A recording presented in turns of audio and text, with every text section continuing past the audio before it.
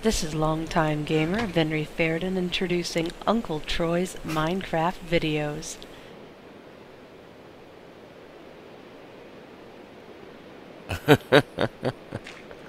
Obviously. Okay, so Silly Fishy was looking around and clicked his efficiency 3 pick and killed my automatic melon harvester, but it looks like it's fixed now.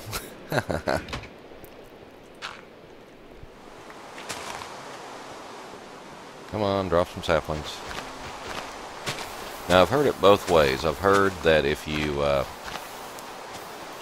punch the leaves, they're more likely to drop saplings, and I've heard if you punch the leaves, they're less likely to drop saplings. So anybody who's done some experiments and wants to get back to me on that, I'd appreciate it. Alrighty, that's got that. Oops, we're missing a block here. I wonder if the creeper blew that up or what. Alright, I'm going over to the zombie spawner for a few minutes and get up enough in levels, not a huge number, but enough that I'm going to make one piece of diamond armor and enchant it. And as you know, the little zombies, they come out here. Yes, I can hear them splashing around now.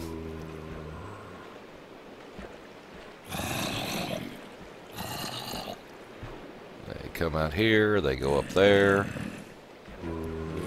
they fall back down over here, and then they make a lot of annoying noise, and then I kill them. Ha ha ha.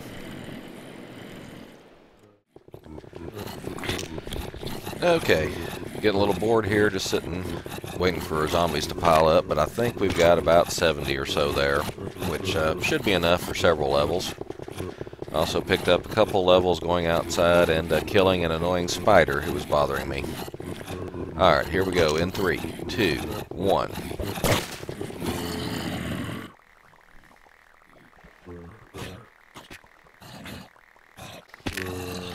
Okay, and apparently about 70 zombies will take you from level 2 to about level 13.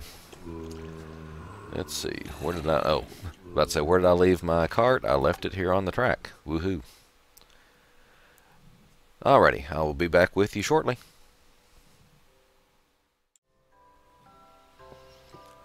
Okay, I decided to go with a diamond chest plate. And with 13 levels, I'm gonna, there we go. 13 levels. Give it a try, and this diamond chest plate comes with fire protection too. Woohoo. Okay, let's see. Let's pick up our spare items here. And leave this iron chest plate behind just in case I need it later. And looks like I need a new iron helmet. Do I have any extra iron? Do I have extra iron?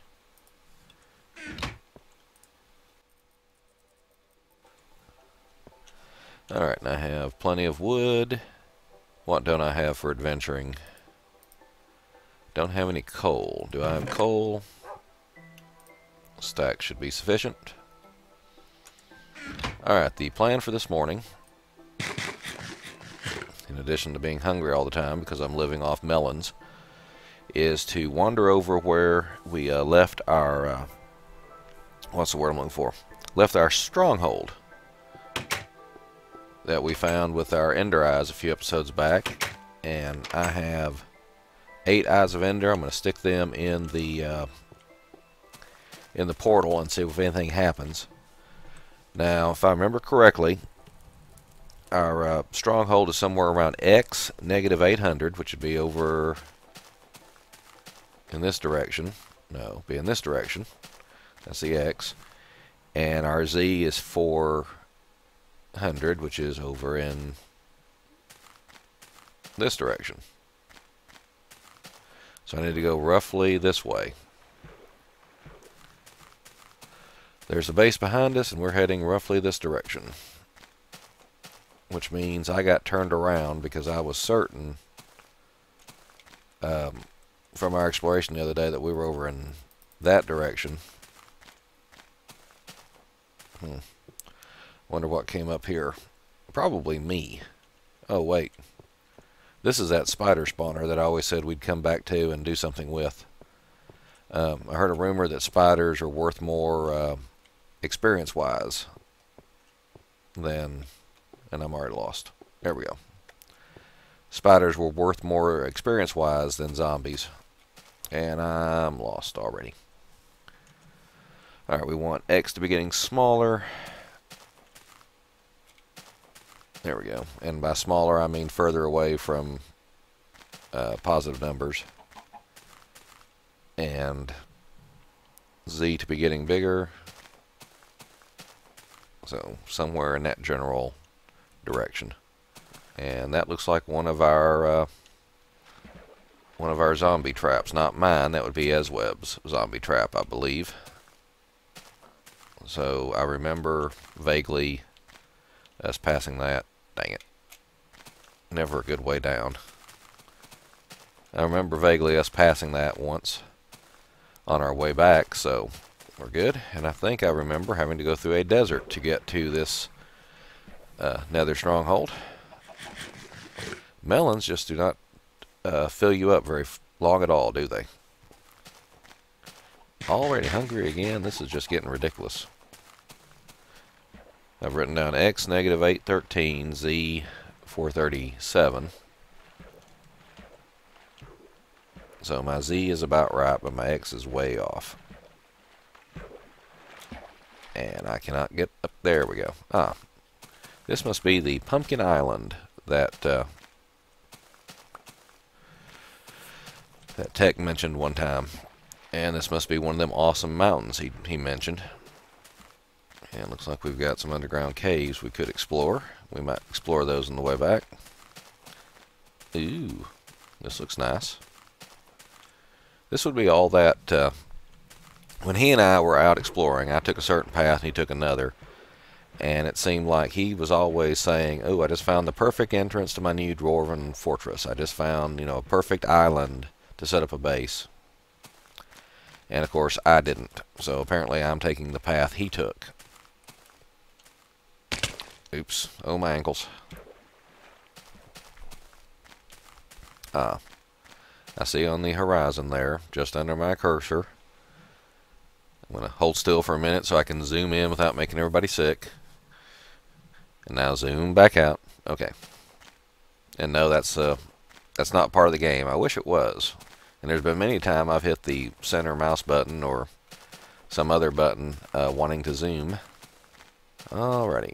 Here we have where we burn down some trees trying to mark this place a little better. Let's run away before the skeletons and whatnot can get us. Hello. I forgot some iron here. That doesn't seem like me at all, does it? Yeah. I'm going to put a block right... Oops, not a bolt, not that. Put blocks right here. So that we... Yeah, do not do that. Frickin' everything. Alright, so... Here is our... Ender portal. Which, as you can see, is over a lava. And I'm afraid to put out the lava... because I'm not sure if that is necessary for the function. But I believe I can go choomp, choomp, choomp. And nothing. Okay, I didn't think it would. But we now have 1, 2, 3, 4, 5, 6, 7, 8 of the 12 filled in. 1, 2, 3, 4, 5. Excuse me. 1, 2, 3, 4 remaining. And this was our, this was the stronghold we found, which didn't go much of anywhere, but it did interact with a, okay, anyway, this stronghold interacted with an abandoned mineshaft and a ravine. That's what I was trying to say. And we explored it, I think, pretty thoroughly and never found anything of interest. And hey, I made a big circle and came right back to where I started. But my plan was eventually to come back and... Ah! Come back and explore this safely. Oh, more iron. Good. I think the first step is to get back up where I just fell from. I think is right here. Alrighty, now I think if I come back over about here, I can start me a nice little stairway down.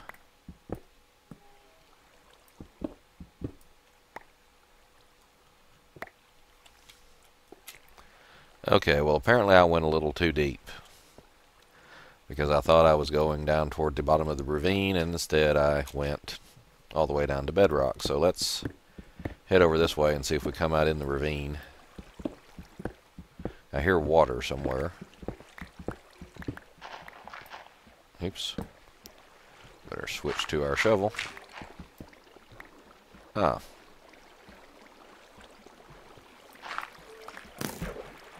Well, what have we here? Oh. Y'all just keep shooting at me. Ow.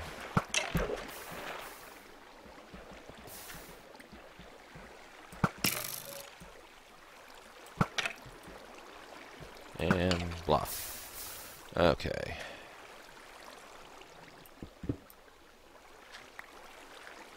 Whoa, ho, ho. That's a spicy meatball there. Okay. I'm gonna have to shut down this water. Come on, a little bit further. Okay, ooh, more iron. And a little coal, but I don't think we need coal just yet.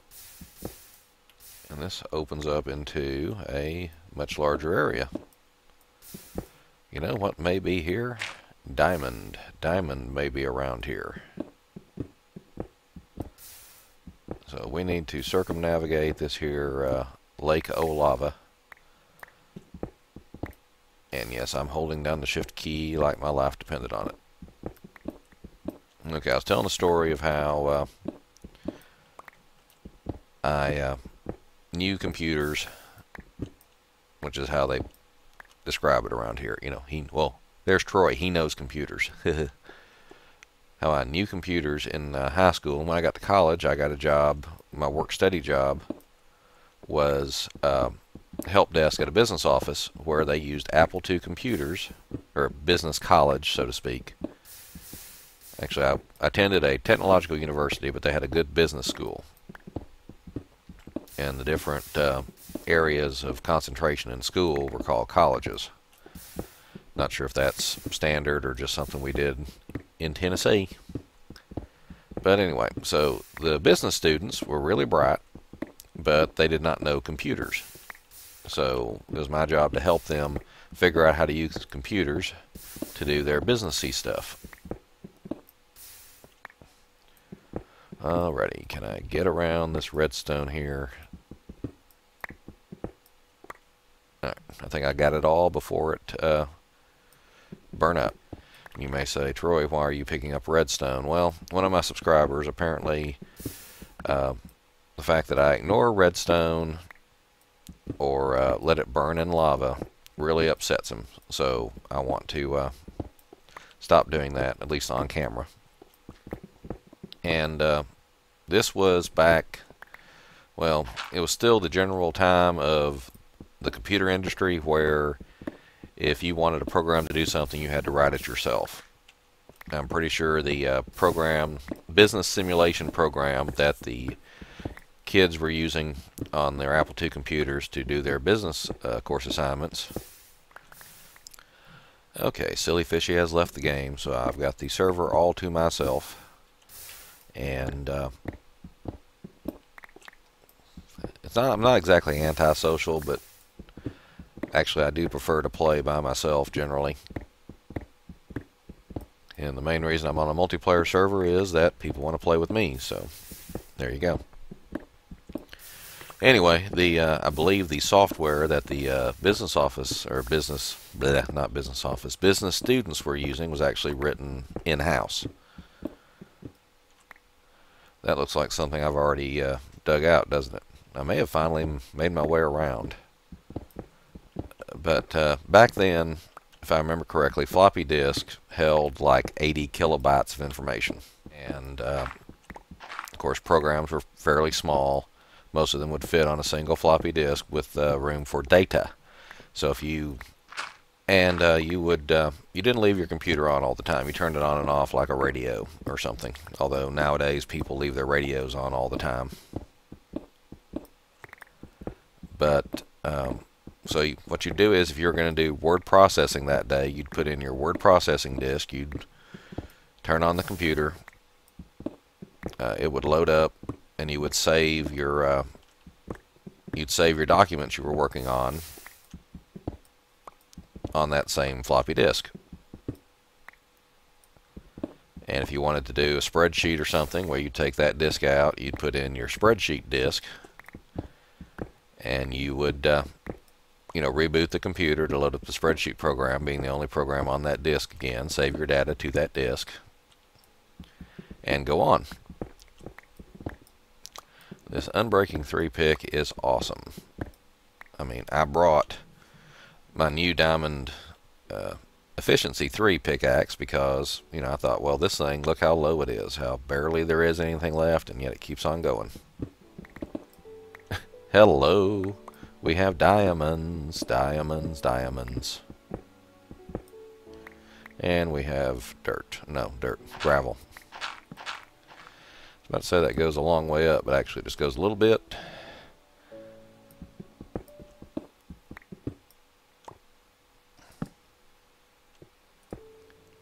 Alright, to finish the sentence I've started about 3 different times now.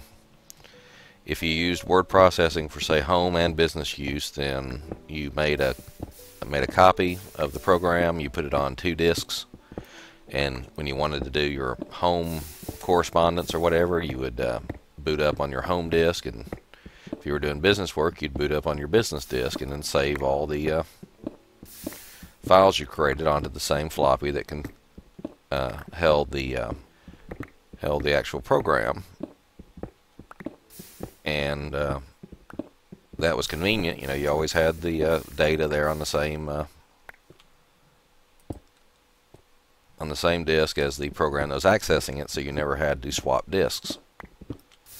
Because back then, you didn't have hard drives in every computer, and most of them only had a single floppy drive. Some of them had 2 or 3 or 4. But the only computer we had in the computer lab for the business school that had double floppy drives was the one that was used for making copies of things, which I usually had to do because the business office people couldn't figure it out, or business school people. I keep saying business office for some reason. Now, floppy disks back then were about $2.49 a piece, if I remember correctly. And for a starving college student, that's a lot of money. So at some point, it occurred to some of us that while the official, usage or whatever was, if you're, put your spreadsheet program on this disk, put your word processor on this disk, divide up your data. What happened was, a lot of us, the programs we were using were pretty small. Programs we created ourselves were pretty small. So why on earth would we want to waste all that storage space on the floppy disk? A full 80 kilobytes. And we're talking back when 64 kilobytes was a tricked out ultra computer.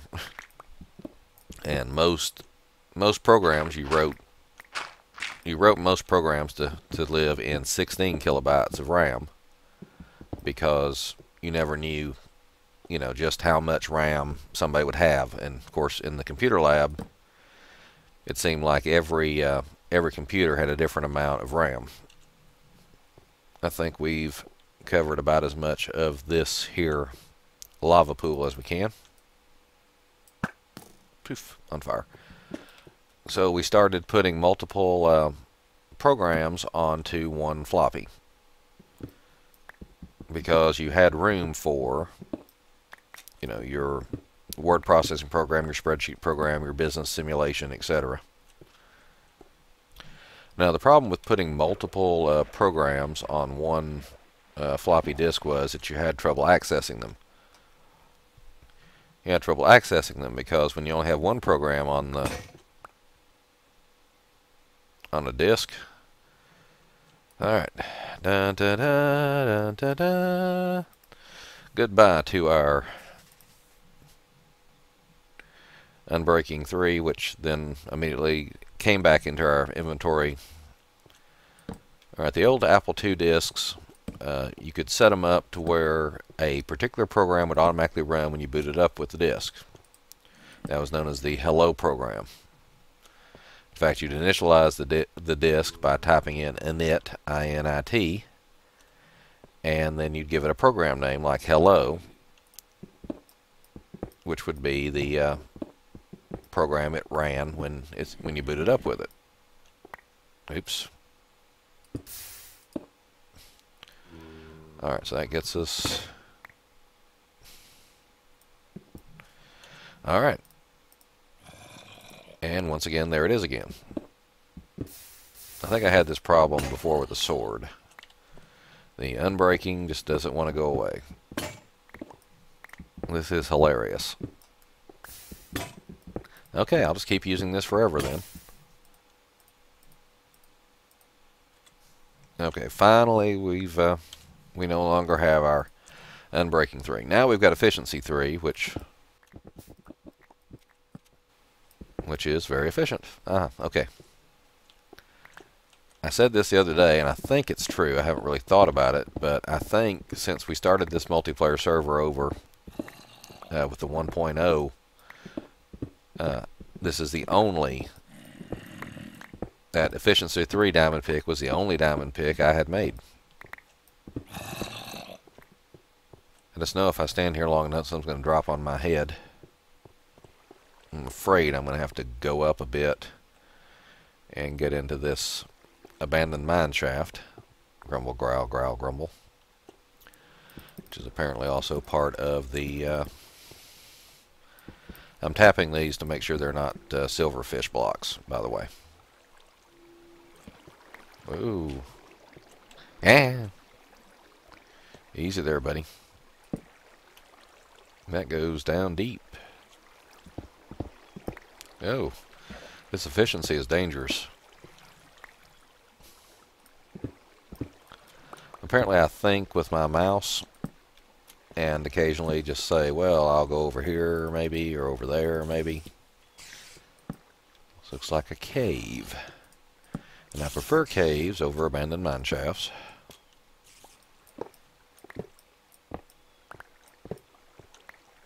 Just the tiniest tap. Alrighty, I see, oh, gold and coal and lots of spider webs. Which, I was about to say, probably means we have an annoying little poison spiders.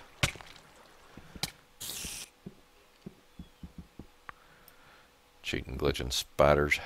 Wonder if I can reach that. Not quite. Ah, friggin'. That does it. Y'all are drowning.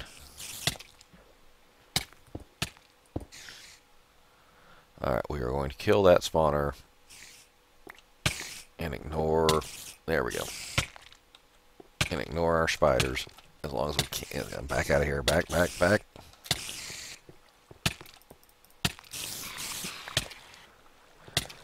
Alrighty, so what we started doing was putting multiple disks or multiple programs on one disk and creating a hello program that was basically a menu.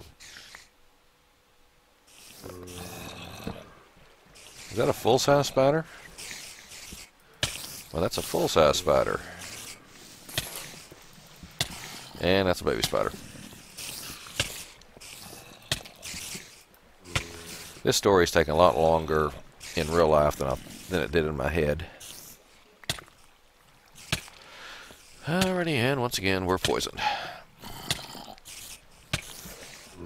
Since you had to remember which program you were trying to run, eventually it came up with the idea to have the hello program be some kind of turnkey menu system. Now, unfortunately, that required you to know the exact names of all the programs on the disk, and you had to make a new turnkey menu for every single disk you made. So, what just got me? Oh, stupid skeletons. I don't think I've seen a single chest in this abandoned mine shaft. And I say that hoping that a chest will suddenly pop up. So you could use the catalog command to list all the files on the files on the computer, and then you could just push a button somewhere to run program number 1, program number 2, program number 3. And unfortunately, since there were multiple people with this idea, we had sort of an informal competition. See who could make the best one. So we were constantly improving our menu programs. Now, of course, the problem with constantly improving your menu program is that you need to go around and if you have multiple disks with menus on them, you have to go back and copy, make changes, etc. So I had the brilliant idea so that the menu program itself would check and see if it was, well, you put in the menu program and put in a disk with the menu program on it, then you put in another disk with multiple programs. It shows you a directory, lets you run one of them. What I did was created a program which would look on the disk and see, is there an older version of me on this disk? If there is, override it with the new version. Now the problem with that was that I wasn't very careful about determining what was an older version of the existing program. Dang it. I knew it. Ah! That's to kill stupid glitching spider. There we go. So basically I created a program that when you put a disk in, would scan the disk and then copy itself over the hello program on the disk if it was not the latest version. And the problem with that was that I wasn't very good about detecting, latest version. So to finish my story, I created a program which overwrote the hello program of a disk if it wasn't itself. And because, occasionally somebody would say, hey Troy, check out this latest program I wrote, and I would throw it into my computer while my hello program was installed, and it would check it and it would override it. And apparently I wrote the first Apple II virus, which spread around the university quite a ways, because the circle of friends that I ran with were the computer geeks, or whatever you want to call them. So it ended up spreading all over the campus, and basically everybody that had an Apple II disk during those couple of years ended up with a rogue copy of my hello program on it. So what I ended up doing was writing another version of the hello program which overwrote the rogue program, but only overwrote the rogue program. So eventually I fixed the problem, but ultimately I think I'm the first person to ever write an Apple II virus. And I don't know whether to be proud of myself with that or very, very ashamed. Okay, I think I've rambled on enough. Let you go. This is Uncle Troy signing off. Please have a good night.